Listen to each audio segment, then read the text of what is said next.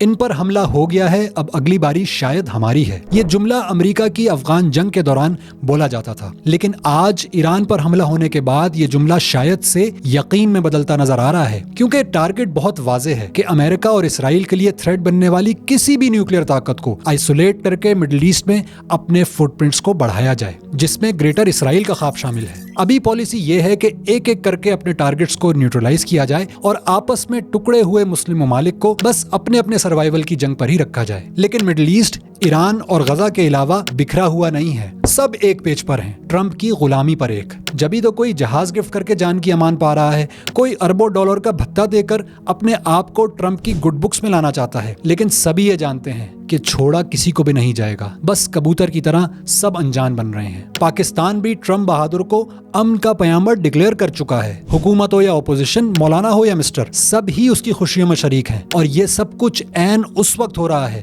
جب ٹربل خطے میں انسانیت پر کیے جانے والا سب سے بڑا ظلم جاری ہے۔ ایران پر حملہ ہوتے ہی پاکستان نے ایران کی حمایت اور اسرائیل کی مخالفت میں زبردست بیان دیا ہے، قرارداد بھی منظور ہوئی ہے، لیکن امریکہ، اس کا کیا بنا؟ جو اس کی بیک کرتا ہے اس پر کوئی بات نہیں۔ امریکہ جو ہر سیز فائر کی قرارداد کو ویٹو کر دیتا ہے، اسرائیل کو اسلحہ دیتا ہے کہ وہ مظلومین کو ماریں، مظلوموں کے لیے اٹھنے والی ہر آواز کو جو دبا دیتا ہے، وہ امن کا دائی ہے، لیکن اس کا فرنٹ مین اور لاڈلا اسرائیل، بس وہ برا ہے۔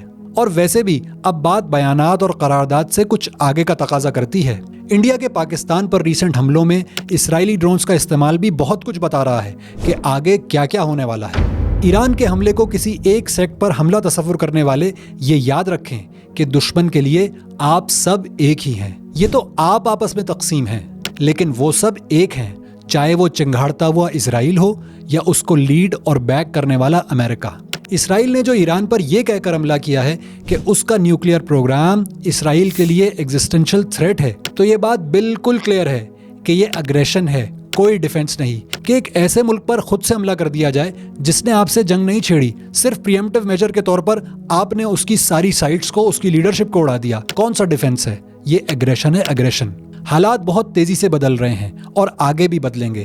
پاکستان کا نیوکلیئر پروگرام اگلا ہدف ہو سکتا ہے، کیونکہ شاید ہم خود اس کو اتنا سیریس نہ لیتے ہوں، لیکن ورلڈ پاورز اپنے لیے اسے خطرہ ہی سمجھتی ہیں۔ انڈیا سے بھی پاکستان پر ریسنٹلی چھیڑ چھاڑ کروانا اس بگر گیم کا حصہ ہو سکتا ہے، اس کی کڑی ہو سکتی ہے کہ گیم فائنل راؤنڈ میں لے جانے سے پہلے پاکستان کی کیپیبلٹیز کا اندازہ کر لیا جائے۔